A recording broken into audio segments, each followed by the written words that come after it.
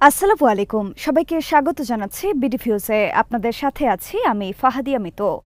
বিপর্যস্ত গাজায় রমজান এসেছে। সারা বিশ্ব যেখানে উৎসাহ উদ্দীপনার মধ্য দিয়ে রোজা আর নামাজের এই মাস উদযাপন করছে, সেখানে গাজার মানুষ এই মাস কাটাচ্ছে দুঃখ আর দুর্দশার ভেতর দিয়ে। যুদ্ধের প্রতিধ্বনি এখনও প্রবলভাবে বাজছে। এই অস্ত্রবিরতি যে টিকবে তার কোনো নিশ্চয়তা নেই। এরপরে কি হতে যাচ্ছে সেটা নিয়ে চরম উদ্বেগে আছে গাজার মানুষ। তারা ভয় পাচ্ছে যুদ্ধ হয়তো আবার ফিরে আসবে। কিন্তু এর মধ্যেও আধ্যাত্মিকতার মাস রমজান পালনের চেষ্টা করছে গাজার মানুষ। মসজিদগুলো গুড়িয়ে দিয়েছে ইসরায়েলিরা, কিন্তু তাঁবুতে বা ভাঙা বাড়িতে তারাবিহ পড়ছে তারা, দোয়া করছে স্রষ্টার কাছে। কারণ তারা জানে যত দুর্ভোগ তারা সহ্য করছে এর পুরস্কার তাদের স্রষ্টার কাছে আছে। বিস্তারিত থাকছে হায়দার সাইফের প্রতিবেদনে।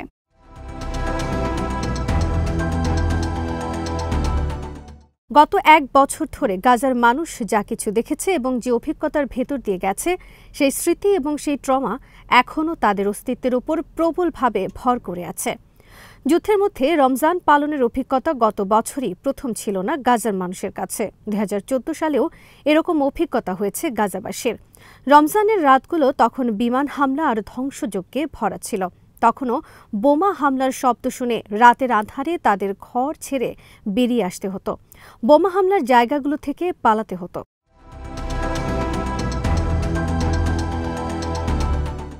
কিন্তু গত বছরের রমজান ছিল আলাদা। আগের চেয়ে সেটা ছিল অকল্পনীয় পর্যায়ের ভয়াবহ। সবখানে শুধু ক্ষুধা। গাজা ভিত্তিক সাংবাদিক ইশরা আবু কামার জানান, পুরো দিন রোজা রাখার পর শুধুমাত্র এক ক্যান হুমুস বা বিন দিয়ে 6 জনের পরিবারের সবাই ইফতারি করতেন। কোনো বিদ্যুৎ ছিল না। অন্ধকারে বসে বসে বিস্বাদ ক্যানের খাবার চিবোতেন তারা।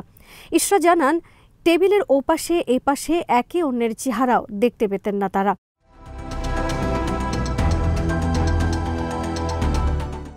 পরিবারের একটি বড় অংশ থেকে আলাদা হয়ে অনেক দূরে থাকতে হতো গাজাবাসীদের। যারা একসময় মিলেমিশে রমজান পালন করতেন, তারা সবাই আলাদা হয়ে বিভিন্ন জায়গায় ছড়িয়ে গিয়েছিল।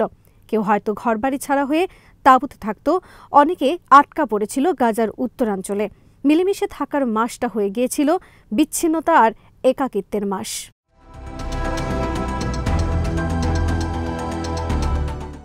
রমজানের যে আনন্দ সেটা কেড়ে নেওয়া হয়েছিল।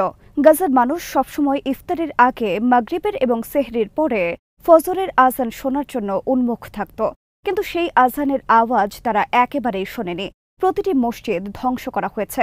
কিছু মানুষ এর মধ্যেও আজান দিতে চেয়েছিল, কিন্তু আজানের শব্দ শুনে আবার বিমান হামলা শুরু হতে পারে, তাদেরকে টার্গেট করা হতে পারে এই আশঙ্কায় তারা আজান দিতে পারেনি। নিকটবর্তী মসজিদের লাউড স্পিকারের পরিচিত শব্দ শুনে যারা ইফতার করে অভ্যস্ত, তাদেরকে রোজা ভাঙতে হয়েছে মিসাইল আর বোমার আতঙ্কজনক শব্দের মধ্যে।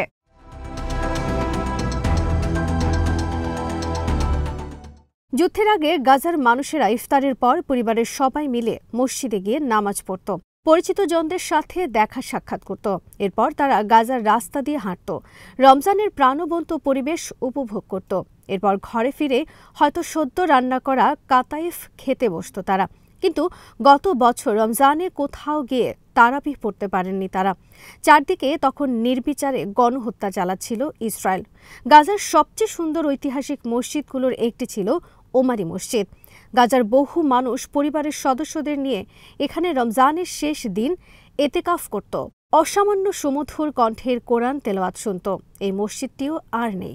বোমা মেরে এমনভাবে ধ্বংস করা হয়েছে এটা যে সেটা চেনার আর উপায় নেই। যে জায়গাটি একসময় নামাজের আর শান্তির জায়গা ছিল, সেটাকে এখন ধুলোবালি আর ধ্বংসস্তূপ বানিয়ে দেওয়া হয়েছে।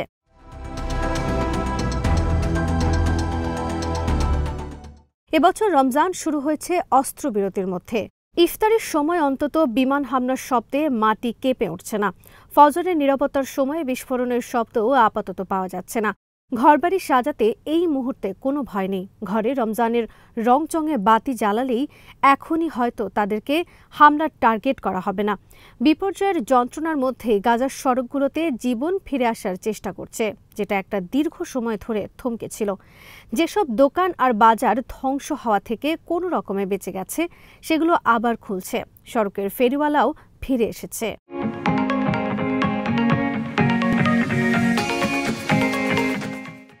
নুসাইরাতের বড় সুপারমার্কেট হাইপার মলের দরজাগুলো আবার খুলেছে। রমজানের আগে বা এখনও অনেকেই এসব মার্কেটে যাচ্ছেন। গণহত্যার বছর পার করে বিপুল উত্তেজনা বুকে তারা আলো ঝলমলে মার্কেটে ঢুকছেন। একটা মুহূর্তের জন্য হয়তো কারো কারো মনে হচ্ছে পেছনের সময় তারা ফিরে গেছেন। মার্কেটের শেলফগুলো আবার পণ্যে ভরে উঠেছে। বিভিন্ন ধরনের চকলেট, বিস্কুট আর চিপস শোভা পাচ্ছে সেখানে। রমজান উপলক্ষে সাজানো হয়েছে মার্কেট। বিভিন্ন আকার আর ডিজাইনের লণ্ঠন ঝুলছে। শোভা পাচ্ছে খেজুরের বাক্স, বিভিন্ন রঙের শুকনা ফল আর কামার আল দিন।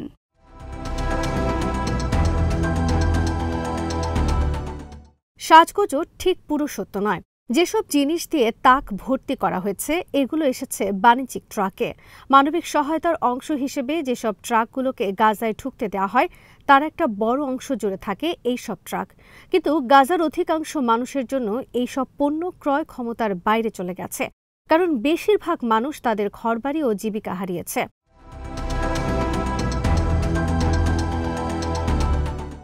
এবারে রমজানে তাহলে কি দিয়ে ইফতার করবে গাজার মানুষ? গত বছরের মতো এক ক্যান বিনের চেয়ে একটু হয়তো ভালো হবে। ভাত, মলখিয়া বা যেটুকু সবজি জোগাড় করা সম্ভব সেটা দিয়ে হয়তো সাধারণ একটা খাবার হবে ইফতারের মেনুতে।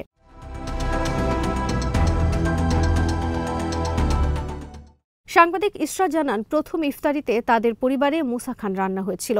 এই ফিলিস্তিনি খাবারটি তৈরি হয় মুরগি, সাজ রুটি আর বেশি করে পেঁয়াজ দিয়ে। এই খাবারের কারণে নিজেদেরকে সৌভাগ্যবানদের একজন মনে করতেন তারা। গাজার অধিকাংশ মানুষ ফ্রেশ মুরগি কেনার সামর্থ্য রাখে না এখন। বাজারে এখন যেটুকু বা মুরগি পাওয়া যাচ্ছে সেটার দাম যুদ্ধের আগের তুলনায় দ্বিগুণ হয়ে গেছে। কিন্তু ঐতিহ্যবাহী ইফতারি একমাত্র বিষয় নয় যেটা গাজার রমজান থেকে হারিয়ে গেছে।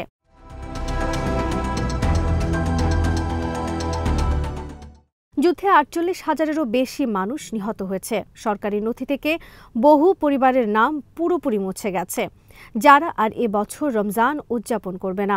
বহু পরিবারের ইফতারের টেবিলে এবার অনেক আসন শূন্য পড়ে থাকবে। যে বাবার কণ্ঠ শুনে ছেলেমেয়েরা ইফতারের টেবিলে জড়ো হতো, সে কণ্ঠ হয়তো আর নেই। যে সন্তান ইফতার করার জন্য অধৈর্য হয়ে উঠত, সেই ছেলেও আর নেই, অথবা সেই মাও আর নেই যার দক্ষ হাতে রান্না হতো সুস্বাদু সব খাবার।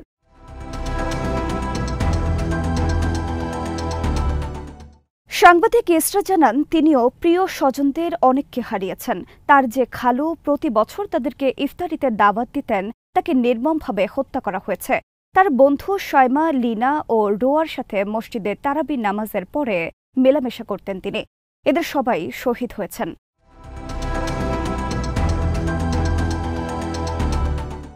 উৎসবের আমেজ আর নেই, কিন্তু রমজানের নির্যাস এখনও রয়েছে।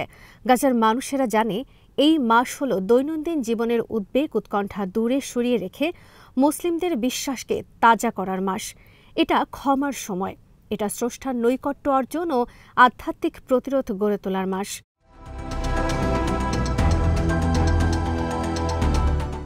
গাজার ফিলিস্তিনিদের মসজিদগুলো হয়তো গুঁড়িয়ে দেওয়া হয়েছে, কিন্তু তাদের ঈমান হারিয়ে যায়নি। ভাঙা ঘরবাড়ি আর তাঁবুর মধ্যেই তারা তারাবি পড়ছেন। দোয়ায় মনের সব আকাঙ্ক্ষা তারা স্রষ্টার কাছে জানাচ্ছেন, আর কোরআন তেলাওয়াতের মধ্যে প্রশান্তি খোঁজার চেষ্টা করছেন। তারা সবাই ভালো করেই জানেন, যত দুর্ভোগ তারা সহ্য করেছেন এবং করে চলেছেন, এগুলোর পুরস্কার তাদের স্রষ্টার কাছে তারা অবশ্যই পাবেন।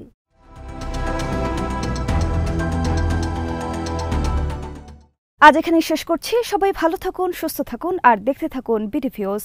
চ্যানেলটি ভালো লাগলে সাবস্ক্রাইব করুন, সংযুক্ত থাকুন আমাদের ফেসবুক পেজে। আল্লাহ হাফেজ।